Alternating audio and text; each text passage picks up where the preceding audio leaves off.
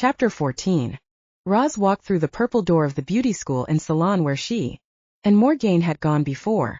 Beverly, the head instructor, stood next to a student working on a haircut and glanced over her shoulder. Back again so soon? Is there a problem with your color? Roz said. Not the color. Look. She turned around to show off her singed ends. The woman in the student's chair gasped.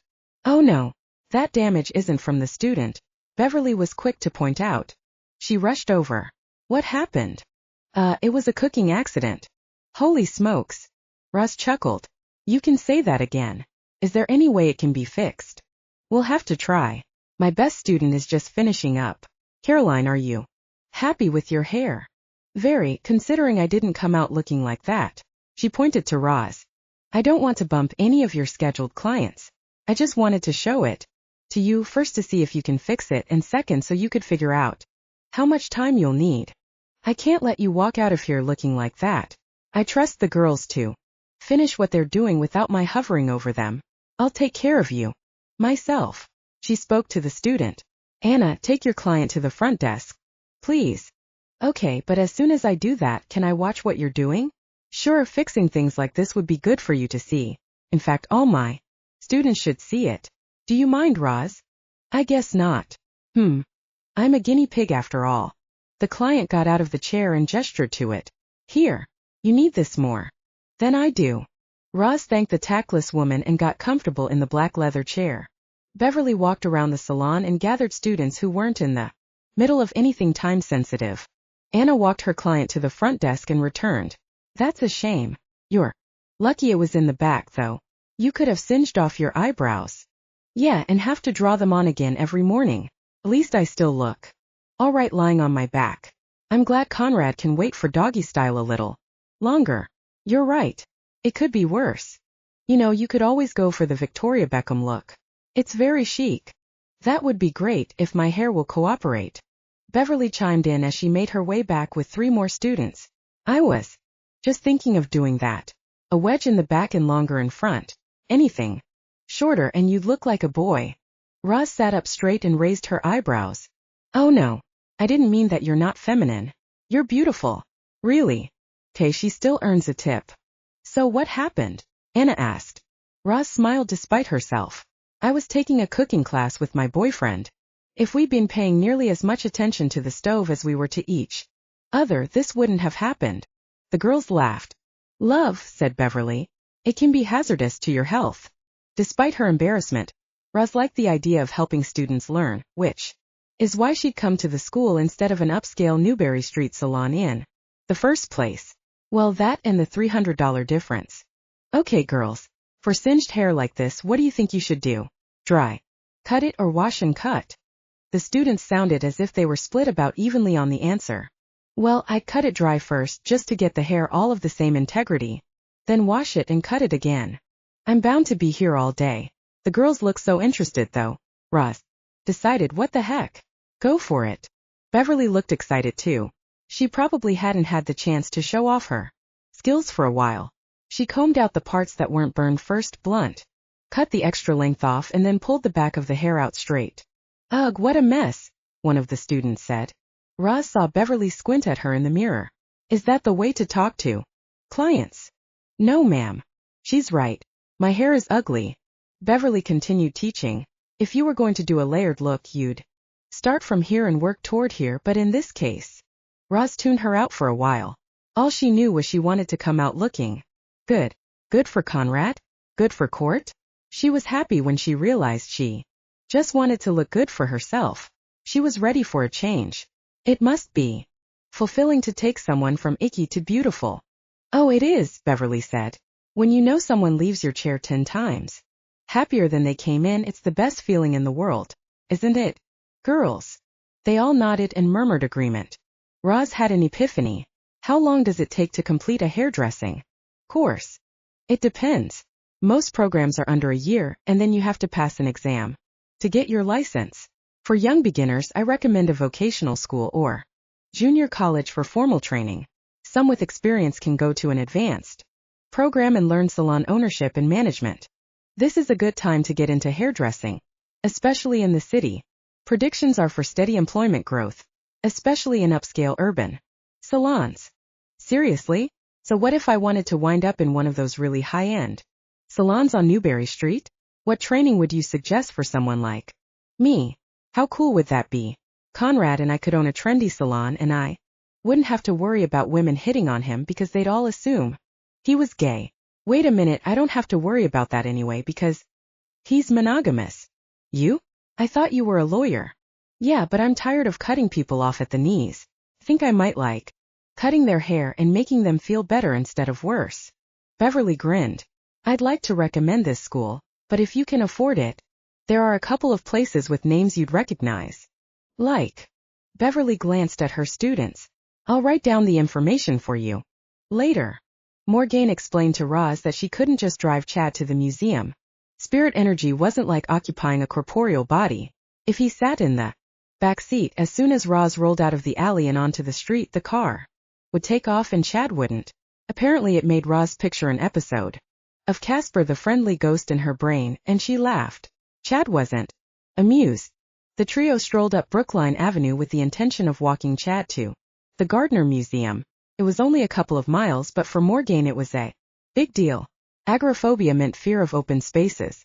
Riding in a car could still be problematic, but walking outside in public made her chest tighten and her pulse race. Remember, she told herself millions of dollars in reward money. After that, their plans were fuzzy. Morgane would try to summon Reginald and let the two spirits communicate while she listened in. Morgane, thanks for speaking to Chad. Is he still with us? Chad. I'm here. He communicated half-heartedly. Don't sulk. You agreed to help Conrad, remember? I'm not sulking. I'm looking at that big-ass bridge over the highway. Morgane came to a halt. Bridge. Roz's hand covered her mouth. Oh no. I read about agoraphobia. Fear of bridges was mentioned specifically. Yeah, I feel pretty exposed on bridges. But I think Chad sounded nervous about it too. She took a deep breath and grounded herself. Are you saying you might have trouble crossing the bridge, Chad? It's the wind. What wind? From the traffic below. If it kicks up at the wrong moment, I'll be blown halfway to Brighton. If memory serves, the turnpike is always busy, so this bridge is almost always windy. It's been nice knowing ya. Her jaw dropped. Why didn't you tell me this before? Roz cocked her head. What's wrong? A young woman wearing jeans and a sweater approached from the other side of the bridge. Her long sandy hair suddenly lifted in the wind and wrapped around her face. She grasped it, twirled it into a ponytail and knotted it behind her head. Morgane whispered furiously behind her hand to Roz. Even if I managed to cross this thing, Chad says he could be blown off course by the wind from the highway below. Morgane and Roz turned to each other and at the same time uttered a worried, oh no. Roz looked crestfallen. How are we going to manage this? Morgane wrung her hands. I guess it wasn't such a good idea. Hey kids, don't give up so easily. I can try to use the two of you as a shield. If that doesn't work, I'll simply make my way back as soon as I can. Morgane waited for the woman to pass them before she answered. The woman hung her head and didn't make eye contact, so there was no need to say hello. When it was just the two or three of them again, Morgane said, Chad, that's really decent of you. I didn't realize you cared about Conrad so much. I don't, but you said something that made me think. Really? What was that? You said he'd do the same for me. And you were right. In fact, recently Joe and Gwyneth were making whoopee over his head, and something made him think. The noise was me trying to get someone's attention. He actually got off his butt and came upstairs to see if there was anything he could do. Even though he can't communicate with you? What's he saying? Roz asked. He said he realized Conrad would do the same for him. Come to think of it, Conrad's the one guy in the building everyone counts on for help if they need it. Roz smiled. That's my guy. Or werewolf or whatever. Her expression turned serious again. Are you sure I'm not going to be in danger if he shifts when he's with me? What did he tell you? He said he'd never attack me, that a werewolf will protect the pack, especially his mate and pups, over all others. She shook her head. I still can't get used to the idea of calling children pups. Morgane raised her eyebrows. Are you saying you might give birth to a litter of wolves? Roz let out a howl of laughter. No. He was human until about age 10 when he was bitten, and unless the children are turned, they'll stay human. Phew. That must be a relief. Yeah, somehow we'll make this work. If I can keep him out of jail. Then we need to talk to Reginald and get him to admit to planting false evidence. I'm still not sure how we're going to get Chad to the museum. Okay, let's figure out a way. Chad said we might be able to shield him from the wind. What if we make sort of a bat wing thing? Morgane suggested. If we wrap our arms around each other's waists and hold our coats open on either side, we should be able to create a fairly wide shield. If I can close my eyes and let you lead, it might help me too. It figures you'd think of bat wings, Chad said. Let's try it. The two women put their arms around each other's waists and shimmied sideways across the bridge. Roz glanced over at Morgane. Her eyes were squeezed shut. I feel pretty foolish doing this, don't you? Roz laughed. Not really. There's an art school on the other side of this bridge. You wouldn't believe some of the strange things I've seen happen here. Like what? Roz grinned. Streaking bed races, rainbow parades that had nothing to do with gay rights. The two women chuckled and continued to shuffle across the bridge side by side. Are you still with us, Chad? Morgane asked. I'm here. Oh shit. Here comes a truck. Stay as close together as you possibly. Morgane stopped. Roz took a step without her. What's wrong? Morgane paused. Chad. When he didn't answer, she called out louder. Chad. Roz stared at her wide-eyed. Oh no. Is he? Morgane let out one final cry. Chad? Where are you, goddammit? Fear. Playing some kind of game. Silence. Shit. We lost him. Morgane wailed and tossed her free hand in the air. Now. What? Let's keep going. Morgane swallowed hard. Roz was right. She couldn't stay there. Hopefully. Chad will meet us at the museum, and if not, I'll try to talk to Reginald myself. I just don't know if I can persuade him to change his story. Morgane and Roz resumed a more natural pose, as long as Roz's arm around Morgane's waist was considered natural. With Morgane's eyes closed, the two women walked next to each other over the rest of the bridge. Morgane opened her eyes and continued along the sidewalk toward the Fenway. What made Chad think he could get the other ghost to recant? You know what karma is, don't you? Roz nodded. It exists on the other side too. Chad thinks he's improved his karma since he stopped driving tenants out of the building. He hopes to transcend this plane and go to a higher one as soon as the powers that be notice. And he thinks Reginald will want to do that too? He claims that without someone to talk to, being trapped on this plane is sheer torture. He used to amuse himself with pranks on the residents, but we figured out that his behavior was probably the thing holding him back. Joe Murphy solved his murder case, so his unfinished business was finally finished. Unfortunately, he still didn't see any beam of light or porthole or anything to indicate he was welcome to transcend, so he made an excuse to stay around, saying he wanted to know how karma paid back his murderers. The truth is, it's his own karma that's in trouble. He can't transcend even though he wants to. That's terrible. So he's cleaning up his act. He's trying to. He's been such a smartass for so long, I don't expect miracles overnight. Roz kept walking. At least he has you to talk to. If Reginald hasn't had anyone to communicate with for all these years, he's probably losing it. That's what Chad thought. I mentioned there was something off about his energy and that he reminded me of Chad when I first moved into the building, before we discovered we could talk to each other. So Chad was losing it before he had you to talk to? Yeah. He was going stark raving bananas. You'd think Reginald would be nicer to me when I show up to talk to him, but maybe he knows it won't last. That could make him feel even worse, having a taste of companionship but knowing it will end as soon as the case is closed. Now it makes sense that he'd give false clues. Anything to keep you there. I know. If only I could find someone to talk to him on a regular basis. Why not you? Morgane waved away the question.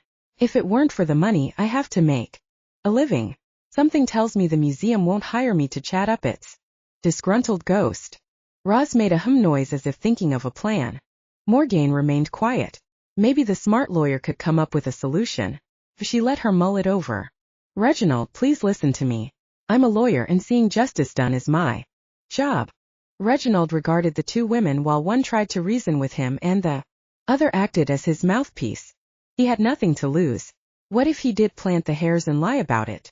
The police couldn't lock him up for falsifying evidence or perjury. He was already in his prison and had been there for decades. The curvy young woman with the brown and blonde strange hair could go pound sand. I've done nothing of the kind. I merely reported what I saw. Hearing his words come from a woman's mouth was still bizarre, but at least he finally had a voice. You saw Conrad take the guards to the basement and duct tape them almost 20 years ago. No, I didn't say that. I said they missed a piece of evidence and I told Morgane where to find it. The lawyer shook her head and looked disgusted. Morgane told me what our friend Chad was going to tell you before he got waylaid. Yes, about that. What detained your ghost? Why didn't he come with you? I'll let him explain when he gets here, Roz said. Meanwhile, your testimony, which can only be considered hearsay, is causing an innocent man major problems. I think you should recant. And I think you should lose a few pounds. Roz balled her fists and her face turned red. But before she came up with a retort, Reginald sensed another presence. Is someone else here? Yeah, hello, Bonehead. My name is Chad, and I have a message for you. Bonehead. It's a modern expression meaning idiot, moron, a person who's stupid beyond belief. Oh, Reginald was highly offended, but decided to play it cool. Perhaps the fellow was trying to get him so riled that he'd blurt out the truth. Well, he wouldn't let that happen. The medium continued to speak for him, but apparently the other spirit preferred she didn't. He said, Morgane, do you think you could give us a few minutes of silence to speak ghost to ghost? Morgane nodded, opened her eyes and came out of her trance. Yeah, listen up, dude. Conrad is kind and decent. He hasn't done anything to deserve this frame job. And you're an ass for not only trying to ruin his life but your afterlife too. What are you talking about? What more can happen to me? Was it possible this other spirit knew something about the afterlife? Reginald had been stuck for 80-something years, and no heaven or hell had opened its gates to claim him. At this point he didn't care which. Any change would be welcome. The other spirit sighed. Reginald didn't know why he couldn't see him. He wished he could. It would be nice to know what kind of man he was dealing with. Chad continued. Do you know what karma is? I doubt you do, or you'd realize how messed up yours is. Karma is a term I'm familiar with, although it has to do with an Eastern religion, and I fail to see what difference. That's because you're a dumb ass. All this name-calling was getting ugly. Reginald liked having someone to talk to, and he'd thought communicating with another spirit would be a special treat, but not this one. Now see here. No, you see, you'll never get to the other side if you keep pulling this kind of crap. What other side? What do you know about it, and if that's where we're supposed to be, why are you still here? I thought it was because of unfinished business, but once my murder had been solved and I still didn't move on, I realized it had to be more than that. And have you deduced what that additional criterion might be? I knew enough to realize I was losing my shit. I had gone a little nuts from being alone so long. I took it out on the residents of my building simply because I was bored. How so? I learned to move objects with my mind. It's called telekinesis. I had an obnoxious sense of humor and redirected moving objects to hit someone in the eye or set up an obstacle course so I could laugh my ass off when they tripped. And then Morgane talked to me and I slowly came to realize what I had been doing. What? Enjoying yourself.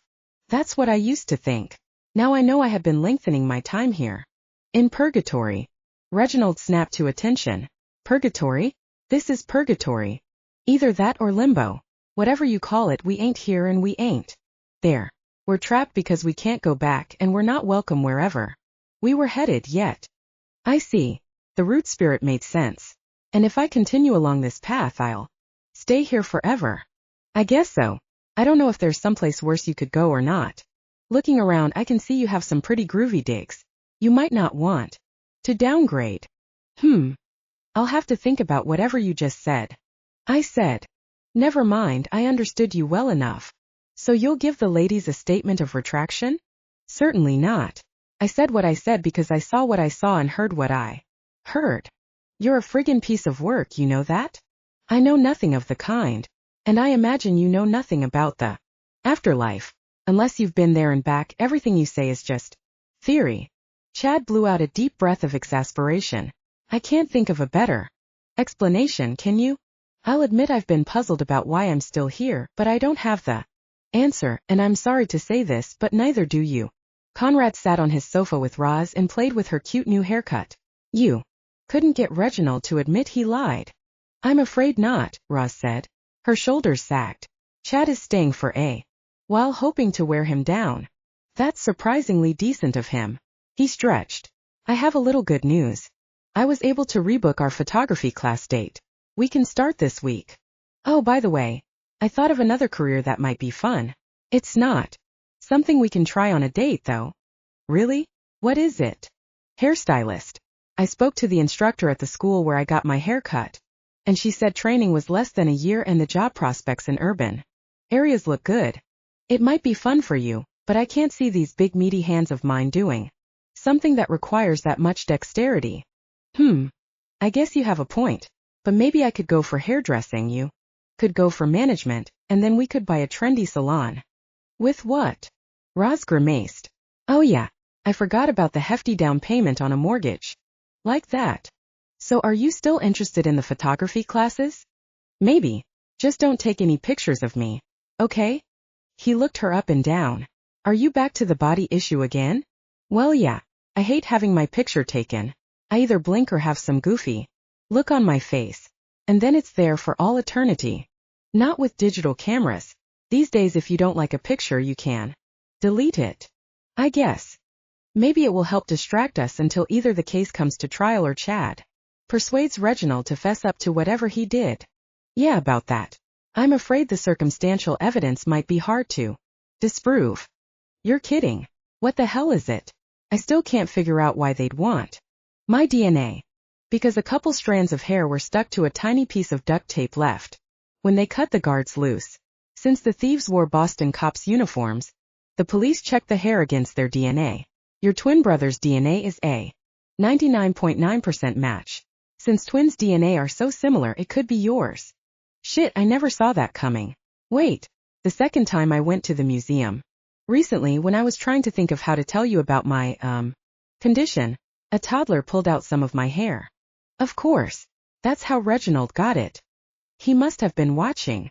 Goddamn filthy lying ghost. He framed me for something I didn't do. Conrad leaned over, dropped his head in his hands and groaned. What now, Roz? A few days passed before Chad was able to make his way back to the building and talk to Morgane. When he said Reginald refused to back down, Roz's hopes for a retraction were dashed. She had conferred with colleagues, and the best they could hope for was that Conrad's alibi would hold up or the prosecution's case would fall apart. Roz decided that to be thorough, she should get ghost hunters to investigate the existence of Reginald. Not that she didn't believe Morgane, but she knew the woman needed money. Anyone could claim mediumship powers and fake a channeled spirit, right? Conrad refused to believe that Morgane would do such a thing, so he stayed out of the next part of Roz's research. She stood in an Airstream trailer in Hyde Park, the makeshift office of BASH, Boston Area Spirit Hunters, talking to the lead investigator, Sean. She had already explained the basics.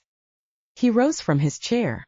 You said over the phone that this is for a court case. Would we be required to testify? Not unless we can prove that the ghost doesn't exist. It would be easier to prove rather than disprove the existence of a spirit. With our infrared equipment. He pulled out a chair on the client side of his metal desk. Roz took a seat on the hard folding chair. What do you mean? If we don't see anything, it doesn't prove he isn't there because he might be hiding from us. If we capture an image, it could confirm his existence. At least in some minds, Roz said. I might luck out and get a jury who disbelieves everything supernatural, but I read studies that claim at least 60% of Americans have had first-hand encounters with some sort of spirit activity, so that's unlikely. Sean scratched his head. And yet at least 90% of the calls we investigate turn up nothing. You said this is a cognizant spirit, right? Yes, if the medium is genuine, and she probably is, then she channeled a ghost named Reginald who died in the 1930s. He seemed quite aware of who was in the room, what we looked like, and what we wanted to know. If you believe the medium is genuine, why do you need us? My natural skepticism demands it. Sean nodded. I understand, but if you hire us and we confirm his existence, then you might prefer you hadn't been so thorough. Roz paused and considered it. No, she said eventually. I need to know the truth, at least for myself. Is there any way of doing this surreptitiously? You mean without the medium knowing, or without the museum's knowledge and permission? Both, preferably. Sean leaned back in his chair and looked like he was considering the implications carefully. It's not the ideal situation. We generally like to go into places when it's dark in order to use our infrared cameras, and we'd need to gain access to off-limits areas, spirits who want to hide, and that's most of the harmless, cognizant ones trapped on this plane without an agenda will avoid the public. We can still use thermal imaging, but it might attract attention. Damn. She should have thought this over more carefully or asked more questions over the telephone. We could always bring in our own sensitive. Your own what? Sensitive. It's what psychics and mediums like to be called these days. Have a few I trust completely. They've worked with us while we're using our equipment, and usually the sensitive's contacts validate the electronic findings and vice versa. I see, so I assume you charge less for the sensitive only, since you wouldn't need to use your fancy cameras and thermal equipment. I'm sure we can work something out. After breaking everything down, Roz negotiated a fair price and signed the contract, hiring BSH if for no other reason than to put her own mind at ease. She didn't have to tell Conrad about it, did she? After all her fuss about honesty, she felt a little conflicted, but the less he knew about certain things, the better.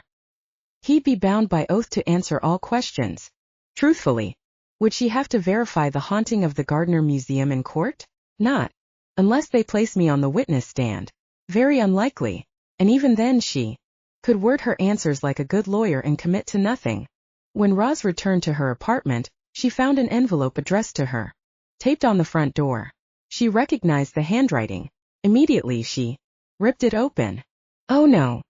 Conrad's door slammed, and when Roz glanced up, he was jogging down the stairs. What's wrong, Angel? How did you know something was wrong? I was coming down to see if you were home anyway, and I smelled fear. He nodded at the paper in her hand.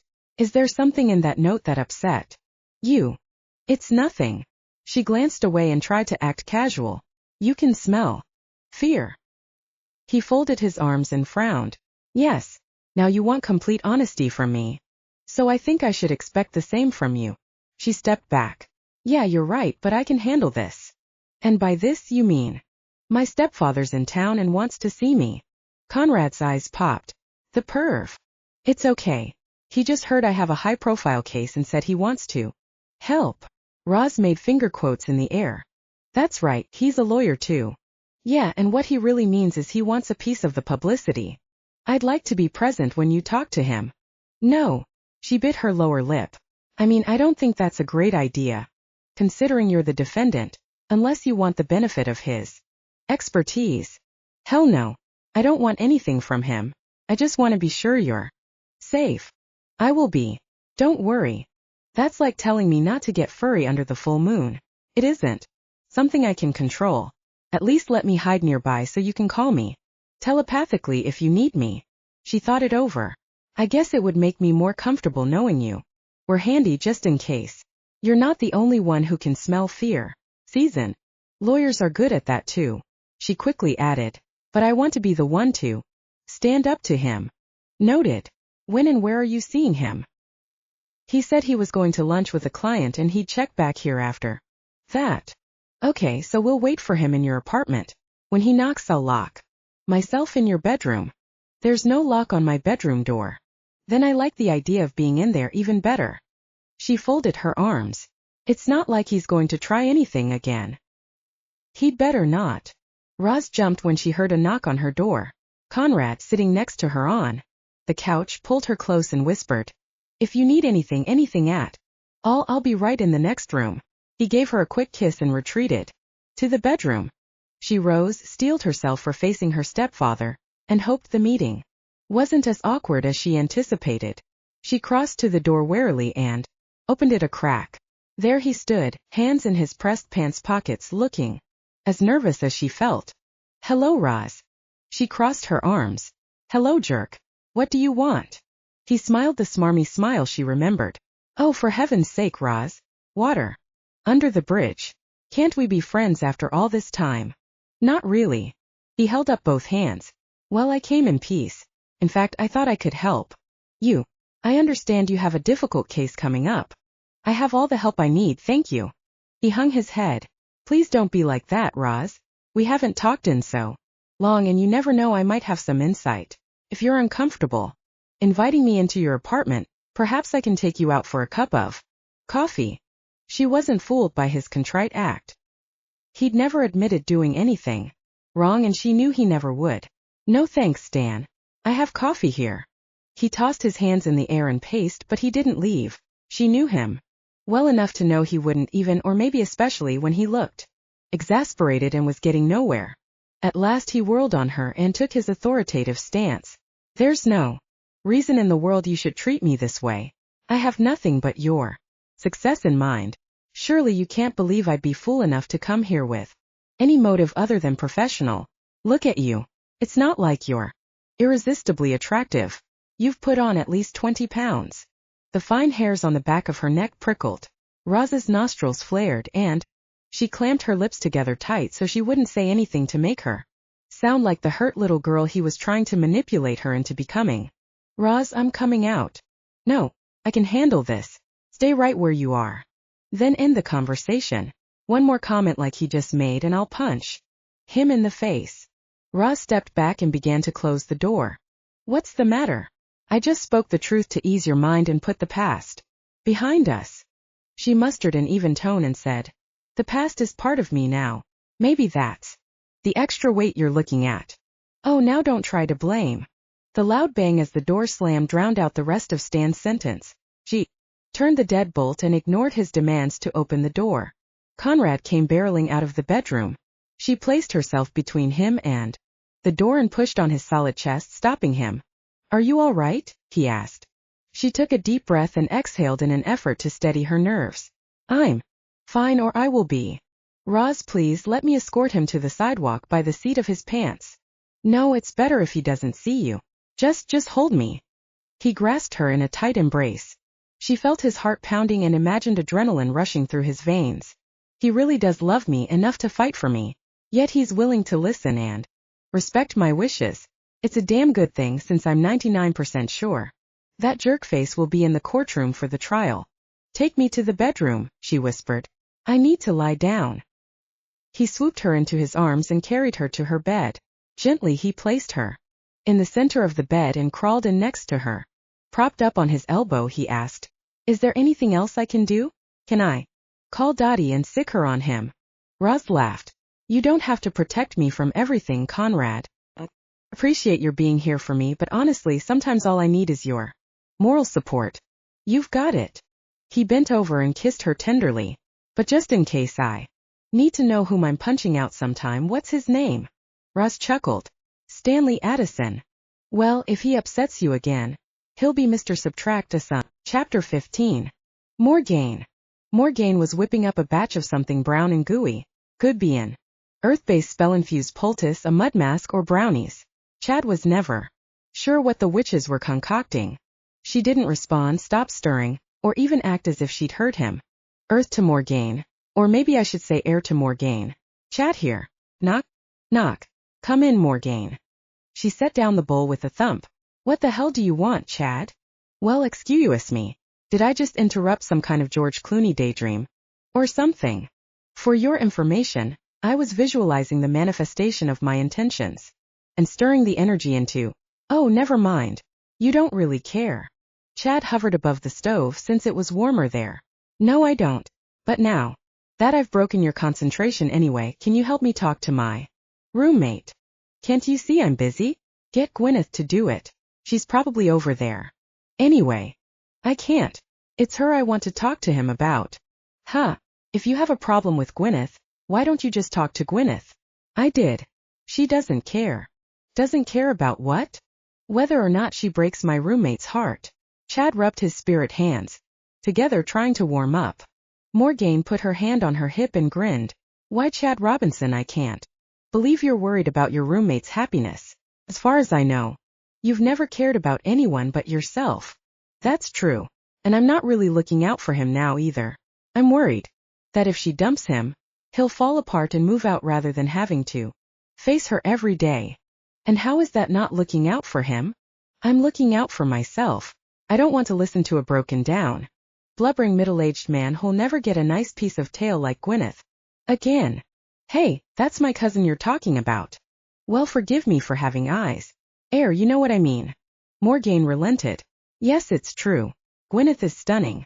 Most guys can't resist her, but she wouldn't break up with Joe without a good reason. Yes, she would. She told me she was just using him to research her erotica novel. Are you nuts? Completely, but I'm not a liar. Morgaine paused pensively. But I thought her novel was about a coal miner in West Virginia. Joe is a private investigator in Boston. It is. That's not the part she needs help with. She's using his body to better describe her sex scenes. Morgaine burst out laughing. When she was able to talk again, she said, I thought you were a guy, Chad. I doubt Joe minds helping her research her sex scenes. You wouldn't laugh if you saw the way he looks at her. He's fallen head over heels in love. I know the signs. Like what? He preens before she comes over. He keeps the apartment immaculate and doesn't ask her to lift a finger. He sports a goofy grin on his face whenever he looks at her. So? It sounds like he's treating her well. What's wrong with that? Just that he'll be bummed out when she finishes that book. She has no intention of staying with him. I still don't get how this involves you. I let him stay because he worked on my murder case. But the precedent's been set by my allowing a roommate. Dottie will try to rent my pad again and again. And again, and you know I'll drive off anyone who moves in. Morgaine smirked and shook her head. Now it makes sense. Don't you witches have some kind of code about not hurting others? But how do you know she's planning to break up with him? She told me she was going to, what was it? Tell him to go catch tadpoles in another lily pond. She said that? When? Yesterday. Morgaine frowned. Yeah, that's not good. Doesn't sound like she's really taking the witch's read seriously, if she knows how hurt Joe will be. Maybe she doesn't realize he's in love with her. Has he ever told her? Not when I was around, but I told her. She didn't seem to care. Shit. That doesn't sound like the Gwyneth I know. Let me talk to her before you say anything to Joe, okay? Chad emitted a loud sigh and floated toward the door. Fine. I'll wait. But if I have to listen to a grown man cry. Morgaine folded her arms. You'll what? Try something I've been saving for a special occasion. You'll see. Morgaine cringed. You've got to be kidding. Roz stood toe-to-toe with Conrad and jammed her hands on her hips. I will not film our sex. Body issues, remember? I thought we put those fears to rest. Conrad grabbed his jeans and stepped into them. Their lovemaking had been fantastic. Was it so bad to want a little souvenir? Yeah, they're resting, not dead. Show me my naked body through a medium that adds 10 pounds and see how quickly those feelings of shame and disgust wake up. He reared back. Shame and disgust? Roz, how can you possibly? Careful, guy. You don't want her thinking she's stupid as well as overweight. Never mind. Just thought it would be fun. And I thought you were over that silly belief that you're somehow not the most beautiful woman in Boston because of your weight. I find nothing disgusting about you. You're the most exquisite woman I know. She smiled, but there was a sadness in her beautiful blue eyes. I know you think that, but you make a grand total of one. I guess I've got my work cut out for me. Roz picked up her clothes from the floor. What do you mean? I won't be satisfied until you believe it too. Conrad swept her into his arms and held her close. He cupped the back of her head and kissed her hair. Should I tell you again how I see you? No, it'll just embarrass me. Man, you're really putting yourself in a no-win situation, Roz. Look at me. He stepped back slightly and lifted her chin until she stared into his eyes. You have the softest, creamiest skin and the most magnificent blue eyes that stand out even more because of your dark hair, perfect eyebrows, and thick lashes. The highlights you added couldn't make you more radiant. And I love the new haircut. Very cool. I know most guys don't comment on things like that, but we notice them. Seriously. Yeah, seriously. And you're not fat. You're voluptuous. I like grabbing onto you and finding a real woman, not a bag of bones. I'm sure I'm not the only guy on earth like that. You've dated a few guys before, right? Yes. I haven't had any long-term relationships, but I dated a couple of guys. In high school, a few guys in college, one in law school, the occasional drunk. Hits on me, but that doesn't count. Why doesn't that count? They have eyes. Yeah, and they're probably seeing double. Maybe they think I'm twins. Conrad shook his head. Roz, what am I going to do with you? She smiled again and most of the sadness was gone. I don't know. Love me? That might work. Eventually. I can do that. He dipped his head and captured her lips in a long, sweet kiss. When he finally released her, he said, I have things you could find fault with too, you know. Like what? Like the fact that I'm poor now. Or poorer, I should say. He spoke softly. I don't think I can make the rent this month. Oh no. I shouldn't have let you pay for all our dates. And the bail money must have wiped you out. She grabbed his arms and tried to shake him. Why? Didn't you tell me? Pride. Stupid pride. Let me help you this month and don't say. No. I was just going to tell you not to say that. I know. He sighed and pulled his t-shirt over his head. Dottie will have to understand. Does she seem understanding to you? He smirked. No, but I've never been late with the rent before. That has to count for something. He grabbed her hand. Let's go up to my place. I'll make you lunch. I should make you lunch. Food isn't cheap either, especially all the steak. You eat. A loud bang and what sounded like two females yelling at each other filtered through Roz's closed door. Conrad wandered toward the sound. What the? As soon as he opened the door, he recognized the voices. Gwyneth and Morgane were getting into it. They must have been on the third floor but outside their apartment, since even without his wolfish hearing he could make out every harsh word. Are you calling me a slut? Are you acting like one? No. I'm only making the most of what the goddess gave me. Even if it goes against the witch's read? I ain't huttin' nobody. Oh yeah? Then why did Chad say you used Joe and were about to dump him? How do I know? The fact of the matter is it ain't none of y'all's business. A huge ruckus ensued. Worried about what they could do to each other if they used their powers, Conrad rushed up the stairs. What he saw at the top of the third floor landing made him stop. It was like watching a train wreck. The two women were rolling around on the floor, grabbing clothes, pulling hair and scratching. As Gwyneth was about to bite, he charged in. That's enough, ladies. He grabbed Gwyneth by her macrame belt and lifted her off Morgane. While he held her suspended in midair, Morgane scrambled to her feet. Now what's this all about? He asked. Morgane adjusted her black blouse and blew a piece of hair out of her mouth. Chad told me Gwyneth was using Joe to write her book, and now that it's finished she's planning to dump him. Gwyneth, if I put you down, will you retract your claws and talk to your cousin calmly? Sure, if she minds her own beeswax. Conrad set Gwyneth on her feet. Morgane crossed her arms. So you aren't denying it? Denying what? What Chad said, that you were going to tell Joe to go fishing for tadpoles in another lily pond. He wants kids. I don't. I think it's called basic incompatibility. It's got nothing to do with using and dumping. Morgane shook her head. I wouldn't use that metaphor if I were you. Should know better than to believe Chad. He's probably watching us right now. Yeah, and Logan his ass off. Gwyneth cocked her head. I can't hear him. Though. Can you? No.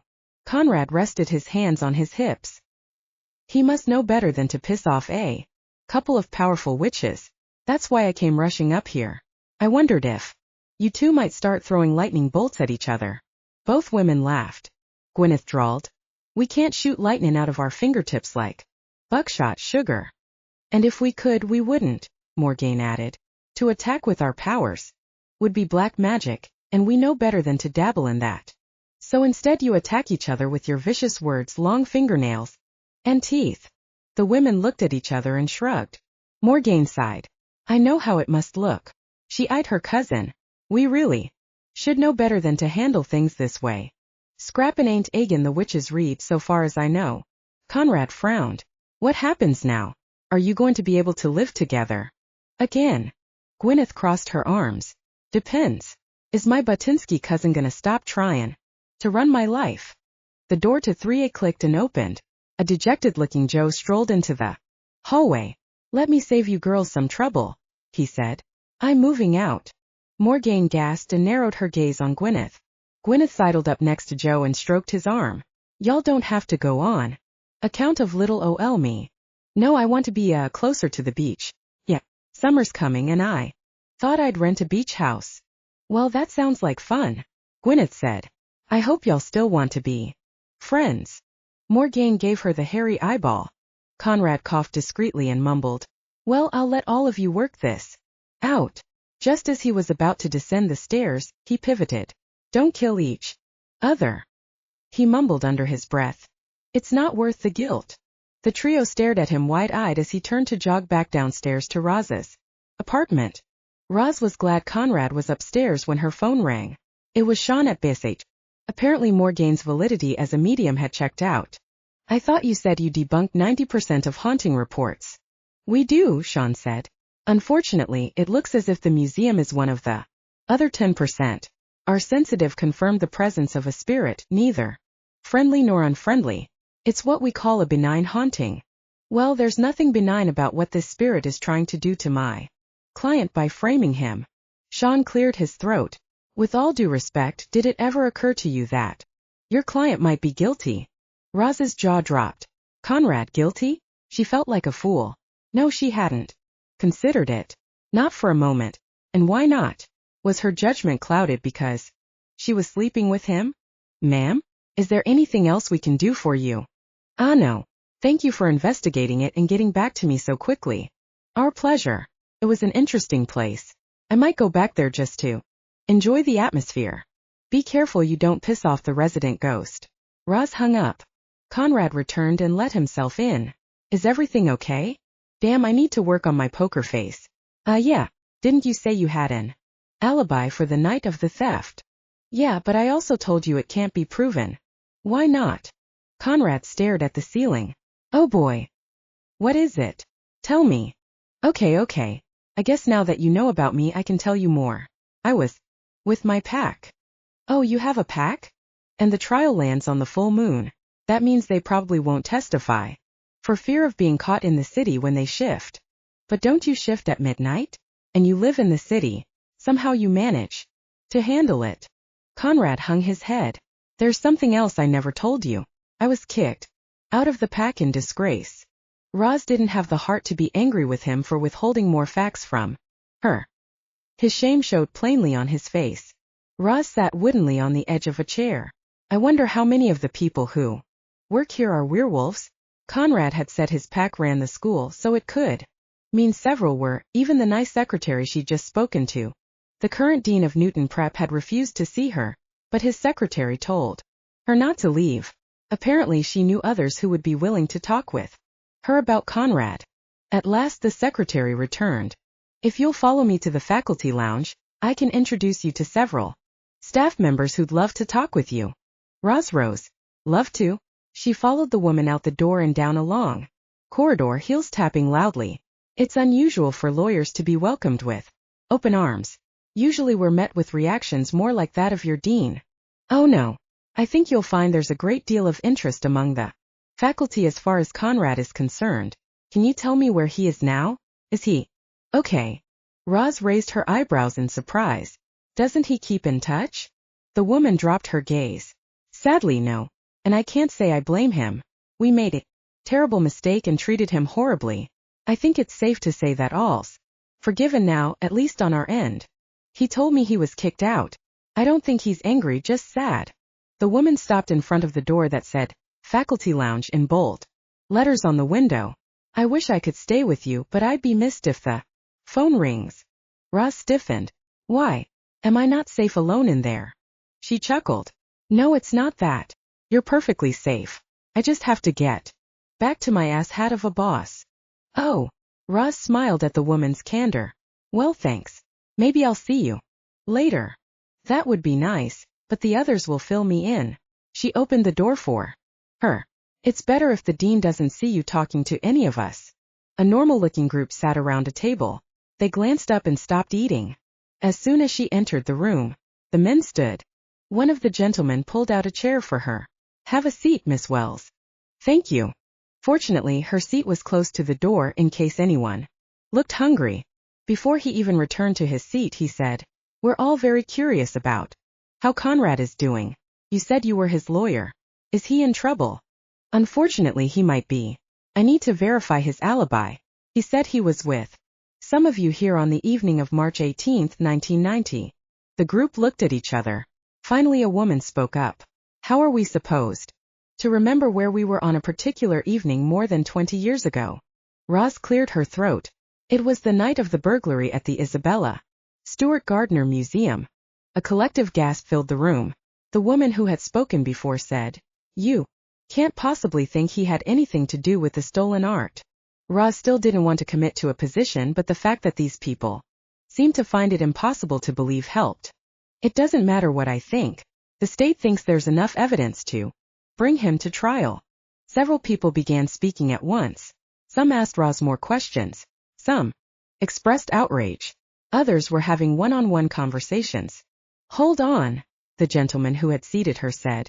"This isn't going to get us anywhere. Let's all think, and if anyone remembers anything from that night, share it one at a time. And please give me your names as you do," Roz added. An older gentleman raised his hand. "Wendell is my name. I have one question. First." He glanced around the room. "I think we need to know what she knows about us."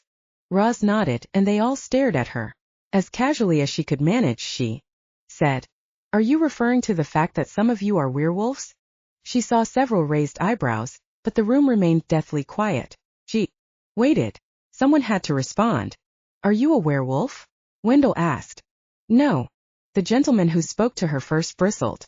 "What makes you think werewolves exist?" "Your name, sir, is Barrett." She tried to keep her cool. This was no time to show fear or back down. She hadn't seen Conrad shift as he claimed he could, but the whole telepathy thing was certainly supernatural. "Well, Mr. Barrett, I know this because I'm his lawyer, and I needed to know." The woman who had spoken previously shook her head and said, "No, he wouldn't divulge that to his lawyer, even if his life depended on it." "Your name, ma'am?" She hesitated, folded her arms, and bit out, "Lois." "All right, Lois. To whom would he divulge that information if not to his lawyer?" "No one," she said indignantly. Roz decided to go with Conrad's truth, even if she wasn't totally there yet. "Not even his mate?" More eyebrows shot up. Finally Barrett spoke. "Are you saying you're his mate?" Roz raised her chin proudly. "I am." More agitated conversation broke out around the table. She heard the word human spoken as if it tasted like rotting meat. Lois raised her hand, and everyone quieted. "Prove it," she said. "Show us your mark." Roz straightened her back. "I will not," she said as if deeply offended. "Hope whatever that mark is, it appears in some really personal place. I'm guessing if my mate put it there, it could be on my ass and I wouldn't even know. He probably guessed I'd never look there." To answer their question with another question, Roz tipped her head. "How about telepathic communication? Does that do it for ya?" Amid the stunned silence, she heard a sigh of relief, or maybe it was some other kind of sigh, like one at the end of a sappy movie. Lois smiled. "Yes, that helps." Wendell scrutinized her. "And you don't mind that he's a werewolf?" Roz supplied. "I'm not crazy about it, but I am crazy about him." The group nodded and murmured. "Good, then if you're as concerned about Conrad as you seem to be, maybe you can all help me help him." "How?" Wendell asked. "I'm hoping for an alibi.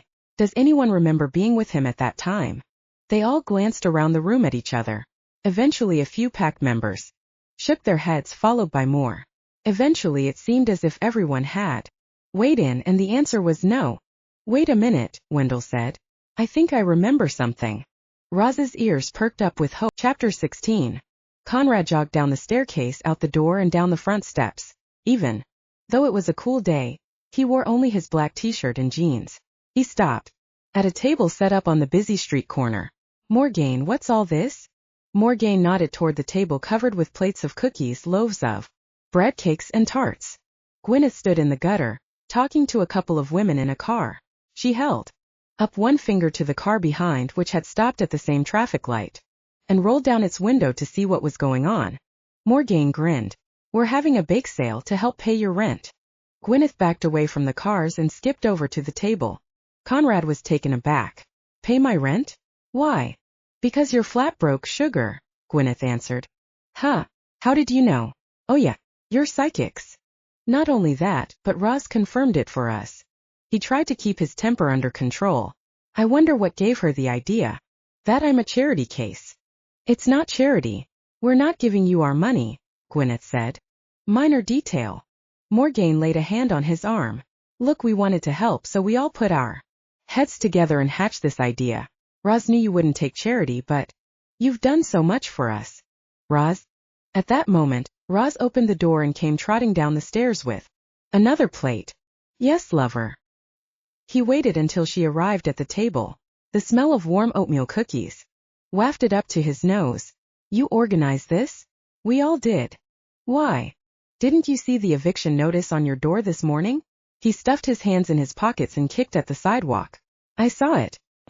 Was going to wait until Jason and Mary got back before I took it seriously. He's the landlord after all. Yes, but we didn't want Dottie on your case. He nodded. She can be a nuisance. But you didn't have to do this. Gwyneth chimed in. We wanted to. Besides, it's fun. It's one of those things that brings neighbors and kin together. The front door opened again, and Nathan jogged down the steps with a few dollars in his hand. When he got to the table, he said, Sorry, I don't bake, big guy. But I can eat my weight in Toll House cookies. He handed a 5 over to Morgane, and she handed him a plate of cookies. Where's my change? She gaped at him. You want change? Nathan stared at the plate. $5 for 8 cookies? Roz placed a hand on her hip. We're doing this for our friend and neighbor. Nathan, don't be a cheapskate. He stared at the cookies. Fine. But they'd better be good. Gwyneth smirked. Oh, they're good all right. Don't be surprised if y'all come back for more. Nathan sniffed and examined the cookies. I don't see any special ingredients. Gwyneth returned to the opposite side of the table. They were baked with love, silly. We wouldn't put any wacky tobacco in them. He sniffed them again. Well, they sure smell good. I guess I'll just have to take my chances. He peeled back the cellophane and stuck the plate under Conrad's nose. Here, try one. Conrad laughed. Sure, buddy. Don't mind if I do. Gwyneth looked over her shoulder at the street. Oh, another red light. I'll take the oatmeal ones this time. They smell too good to pass up even without a spell on 'em. She grabbed the plate and sidled up to the car window, calling out, Y'all want something delicious? The guy in the car grinned like a love-struck teenager and rolled down his window. Spell. Nathan dropped the cookie in his hand back onto the plate. Morgane waved him off. Don't worry. It won't work on you. I worded the spell so that only human beings who could afford them would be susceptible. First, we were giving one free with every purchase. Nathan smirked. Good idea. Well, it was until the same cars drove around the block and wanted more every 5 minutes. Nathan held the plate in front of her. Can you add a few words to make my boss give me a raise? Then I'll bring them into work. Morgane whirled on him. Oh, just eat the damn things. Roz patted her on the shoulder. Relax. I'll get back inside and make another batch of normal ones. Gwyneth's sales pitch seems to be working just fine. Without a spell. Morgane pouted. Yeah, her sex appeal's in overdrive. But we're making boatloads of money, so it wouldn't be right to complain. You don't need to complain. You're every bit as pretty as she is, Nathan said. Everyone stared at him in shock. He shrugged. What? Morgane recovered first. I think I heard you give me a compliment and it wasn't followed by some kind of smartass remark that negates the whole thing. You seem to need one. She rolled her eyes. And there it is. Roz and Conrad were making out on her sofa when she heard a knock on her door. They reluctantly broke their lip lock. Before I answer it, would you mind closeting yourself in my bedroom again, just in case it's my dimwit stepfather? Sure, if I have to. I think it's best until after the case. Conrad removed himself as Roz crossed to the door. She glanced over her shoulder to be sure he was out of sight and then opened it. Of all the people she hadn't expected, Mary. Her best friend rushed in to hug her. I couldn't wait to get home. I've missed you so much. Roz welcomed the firm embrace and almost cried. She was so glad to see her. Oh, Mary, I'm so glad you're back. I've missed you too. A lot. Well, tell me what's going on. Are you still seeing Conrad? Roz turned toward her bedroom. Hey sweetie, it's okay. You can come out. He's here. Mary strode to meet him as he rounded the corner and gave him a big hug too. Great to see you, Mary, Conrad said. Is Jason home? I need to talk to him. Yeah, he should be upstairs talking to Dottie. His face fell. Oh, I'll wait a while then. Is anything wrong? Roz groaned. You could say that. Conrad's been arrested for a crime he didn't commit, and posting bail wiped out his bank account. He was a little late on his rent, and Dottie sent him an eviction notice yesterday. Mary gasped. What? You've got to be kidding me. Sorry, Mary, Conrad said. It's no joke. I can't friggin' believe it. I'll be right back, guys.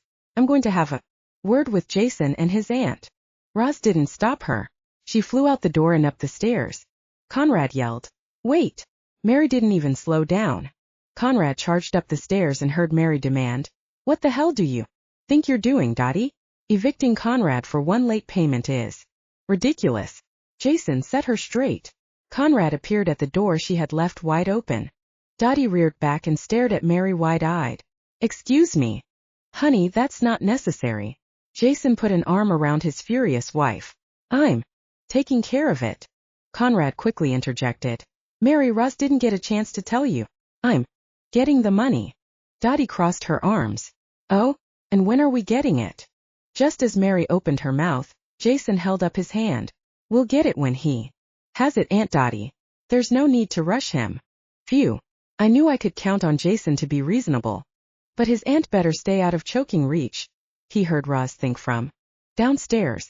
Apparently their telepathy was growing stronger, traveling over greater distances. Dottie's jaw dropped. I thought I was the manager.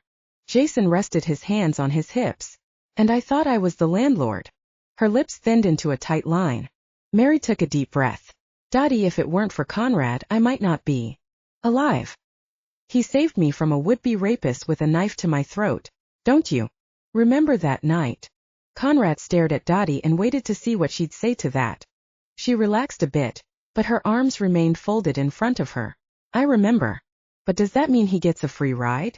How are the other tenants who pay their rent regularly going to feel? Mary folded her arms too. They don't have to know. Conrad coughed. Mary, they already know. They held a bake sale to help me out. Dottie had a smug look of satisfaction on her face. You see, they all know. Watch the whole thing from that window. She pointed to the bay window, facing Beacon Street. Roz and Morgane set up a folding table on the corner, and Gwyneth risked her neck walking into oncoming traffic to sell the goodies. Nathan bought some, so he knew about it. In fact, the only one I didn't see was Joe. And he already gets a break on his rent, Mary added. Conrad's eyebrows shot up. He does? Why?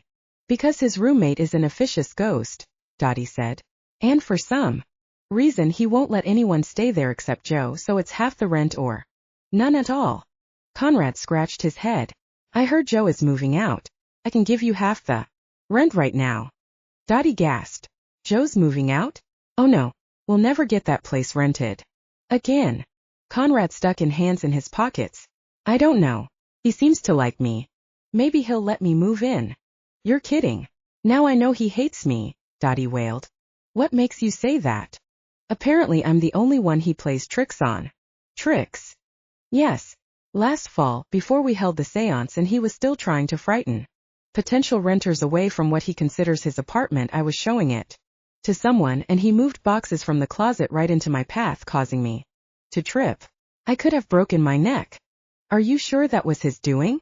Don't you start questioning my sanity too. I get enough of that from my husband and nephew. Sorry. Dottie jammed her hands on her hips. But why would he like you? It's not like you can protect him from anything. He's already dead. You can't talk to him like Morgane and Gwyneth can. You can't even see him to know he wants you to turn on the TV like Nathan does. Dottie threw her hands in the air. I give up. Jason patted her shoulder. I'm sure he doesn't hate you.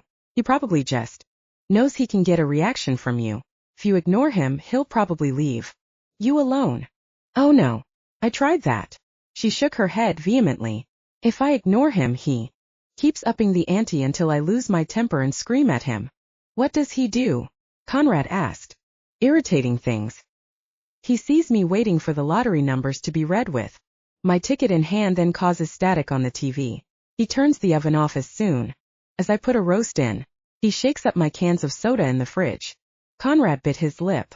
Don't laugh, don't laugh, don't laugh. Jason sighed. I don't know what to tell you, Aunt Dottie. There's nothing we can do about a ghost. Ralph walked in from the hallway. What's going on? Did I hear Dottie telling you some stupid ghost stories again? By the way, welcome home, Jason. Dottie put her hands over her face, but Conrad saw the skin around them turning red. Jason and his uncle clasped hands and patted each other's backs in a man hug.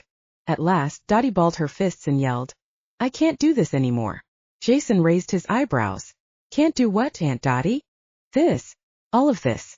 Managing an apartment building full of miscreants trying to rent unrentable units, using what little authority I have to collect the rent, and being undermined at every turn. I've had it. She stormed off toward her bedroom. Ralph shook his head. She's been like this ever since she published that travel article. Now she wants to take off in an RV and tour destinations all over the country. Mary and Jason spoke at the same time. She published the article? What article? Conrad asked. Ralph scratched his chin. When we were in the Caribbean scouting hotels for Jason and Mary's honeymoon, Dottie found her calling. She had a ball touring the various facilities and grilling the managers. Later she used all her notes to write an article describing each place in detail and submitted it to a few travel magazines. Dottie strode back into the living room with a magazine in her hand. And not only did a magazine offer me a good paycheck for it, the editor wanted me to write more. Jason took the magazine from her. That's great. Is it in this issue? Page 23, she announced proudly. Ralph cleared his throat. Jason, after you get settled, there's something I'd like to discuss with you. Sure. Give us a couple of hours to unpack. When you're free, can I speak with you too? Conrad asked. If it's about the rent, don't worry about it. Jason clapped him on the back. My wife's right. If not for you, she might not have survived the attack in the alley. Take that eviction notice and tear it up. Phew. Dodged one bullet.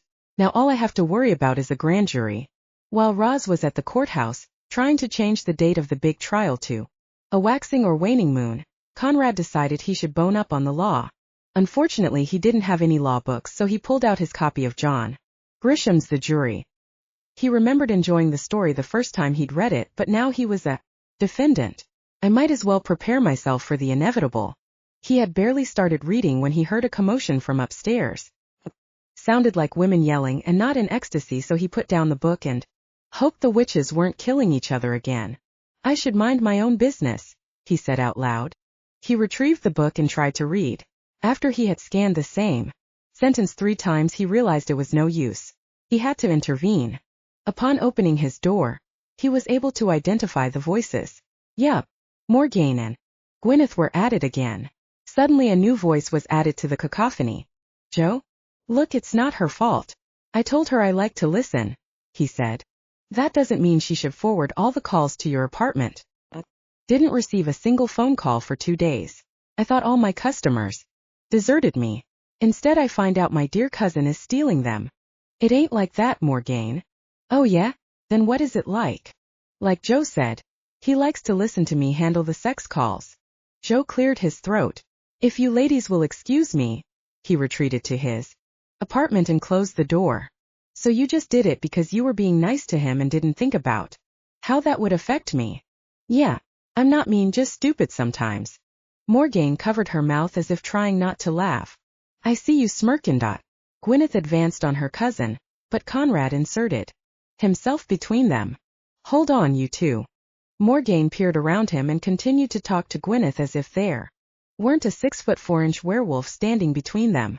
Why not just invite Joe to our apartment? I can't. Why not? On account of he gets horny from all the dirty talk coming out of my mouth. Then he just has to start. Conrad cleared his throat. Not to change the subject or anything, but I thought Joe was moving out. He is. What? Morgane seemed shocked. I thought you changed his mind. Well, he changed it back. Conrad folded his arms. It might be for the best. You two have been fighting.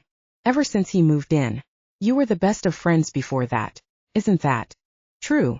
He looked from one witch to the other. I never heard fights in the hallway before. At last Morgaine answered. We've had our disagreements but not like this. Gwyneth sniffed. You liked me better when you were my teacher. Now I find I can do things on my own that you can't, like writin' dirty books. Morgaine lowered her voice. Yeah, how will you do that if Joe moves out and can't correct your grammar for you? I'll think of something. Maybe Conrad here can do it. He used to be teacher, didn't ya, Conrad? He held up both hands and took a step back.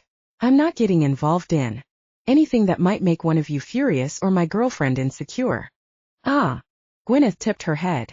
Y'all are a right stand-up guy, Conrad. I wish I had someone as dedicated to me as y'all are to Roz. What about Joe? Morgaine asked. That was just sex. Aha. You finally admitted you were just using him. Did not. Did too. Dottie appeared at the stair landing and called. What's going on up there? Gwyneth leaned over the railing. None of your bees. Conrad slapped a hand over Gwyneth's mouth. Just a little disagreement. Dottie, I'm sure the girls will work it out. Well, do it quietly for God's sake. I can't hear myself think. As soon as the door slammed, Morgaine snorted. Dottie thinks. Conrad smiled. I guess now that she's a magazine writer, she needs to use her brain. Gwyneth's eyes widened. She's a what? A writer. Gwyneth practically flew down the stairs. Not bad for a witch without a broom. Morgaine groaned. Conrad scratched his head. Maybe I shouldn't have told her that since she was looking for someone to edit her books. What's that, Chad? Morgaine cupped her ear. He says Dottie will do it. He heard her offer to help Jason write his memoirs. Conrad stuffed his hands in his pockets. I'm sorry. I totally didn't see that coming. No worries. Morgaine tipped her head. Hang on, Chad has something else to say. She chuckled. He said that once Dottie reads Gwyneth's erotic novels, she'll probably jump Ralph's bones, and maybe that'll help her relax. Hey, can you ask Chad something for me since you're talking with him right now? Morgaine paused a moment and laughed. He said, sure. Go ahead and ask him yourself. He's invisible, not deaf. I'll just let you know what he says in response. Oh, okay. Chad, would you allow another roommate to move in when Joe moves out? If it's someone you know and like one of us, I mean. She cocked her head and listened. He wants to know why you want to move in with a ghost. Dottie said half the rent is better than none, and since I only have half the rent and will be spending a lot of time at my girlfriend's place anyway. Morgaine nodded. Makes sense, but maybe Gwyneth could move over there for a well, if not permanently, since we're not getting along all that well, maybe putting a little distance between us would help. What do you think, Chad? Would you be willing to have Conrad or Gwyneth as a roommate? She paused and then said, he's thinking it over. She tipped her head back and forth as if ticking off the seconds it took to answer a question on Jeopardy. At last she had an answer. He says he's still not sure, but if he did allow it, he's partial to Gwyneth. Why? She listened another minute, crossed her arms and sighed. He said not only can she talk to him, she's wicked pretty and walks around in the buff. Conrad sighed. Oh well, it was worth a shot. Morgaine straightened and her eyes lit up. I don't think you need to worry. You might be moving in with your girlfriend soon anyway. He balled his fists. I won't sponge off my girlfriend. I'm not saying that. She smiled and there was this knowing look on her face. Do you know something I don't? Did you get one of your psychic flashes? Maybe. He leaned back and studied her for a moment. If anything, I'd rather she move in with me. I can't imagine finding room to house my whole library. Her place is smaller than mine. It sounds like you've thought about it. Conrad chuckled. Maybe. Roz took her fighting stance. Hands on hips. Eyebrows knit. Torso leaning forward. She wasn't going to let some client tell her how to do her job, even if he was her 230-pound werewolf boyfriend. Don't give me that look, Conrad said. What look? The one that says you'd like to wipe the floor with me. Sometimes I wish I could. This is one of those times. He threw his hands in the air and paced across his living room. There's got to be another way. I don't want you using the pack for my alibi. Besides, it's Not as if any of them would remember where I was on any particular evening in the early 1990s. I beg to differ. It sounded as if some of them remembered a meeting that took place that night. His jaw dropped. You spoke to them? Oh, course I spoke to them. How would I know if you had an alibi or not? How? I did my research and found the only private school once run by a certain Conrad Wolfenson, and then I went to Newton and asked to meet with the faculty. What did you tell them? Well, at first I just said that I was your lawyer and that you were being accused of a crime I believed you were innocent of committing, and that we needed an alibi if they could provide one. Roz, these are the same people who ran me out of town and threw me out of the pack. Well, they wanted to help. It seems like the guy who replaced you as the dean is a real asshat. His secretary's words, not mine. He laughed. Good. What else did you talk about? Well, they wanted to know how you were, and how much I knew about you. He looked at her askance. What do you mean? They seemed really concerned for you. Not that. The other thing. What did you tell them you knew? That you were a werewolf. Conrad gasped. Why the hell? Do you know how much danger you were in? Roz shook her head. No, they seemed really nice. I sounded really lame saying that just now. Conrad dropped onto his sofa and covered his face with his hands. That was insane. I thought I told you that the #1 responsibility of werewolves was to keep humans from finding out we exist. I don't know why they didn't kill you. Well, they were getting their hackles up until I told them I was your mate. He looked up at her in wonder. You said that? Yes. How did they take it? They wanted me to prove it, and when I told them we had telepathic communication, it seemed to change everything. He patted the seat next to him. Does that mean you don't think I'm insane anymore? Roz said. Oh, I'm still sure you're certifiable. I just want to make sure I heard you. Right. She sat next to him. Heard what right? It sounded like you finally accepted me as your mate. Roz folded her hands in her lap and stared at them. You may have showed your hand a little too soon, Roz. Now what? Now we celebrate, my love, in the bedroom. Roz chuckled. I should have known you'd hear that and react that way too. He scooped her up in his arms, carried her to his bed and said, You and I are two of the luckiest creatures on earth. So many people never find their soulmate. He gently placed her in the middle and crawled in beside her. I love you, Roz. He wasted no time pulling her into his tight embrace and kissed her senseless. Roz found nerve endings she never knew existed tingling to life. His shadowy stubble subtly scraped her face. He pulled back a moment. Do you know how rare this is? You mean making love with your soulmate? She noticed the tiny lines crinkling outward from the outer corners of his eyes as he smiled at her. Yeah, making love, not just having sex. Rare and beautiful. He delivered another intoxicating kiss and stroked her back all the way to her buttocks, which he cupped tenderly. She inhaled deeply, loving his scent, loving him so much it almost moved her.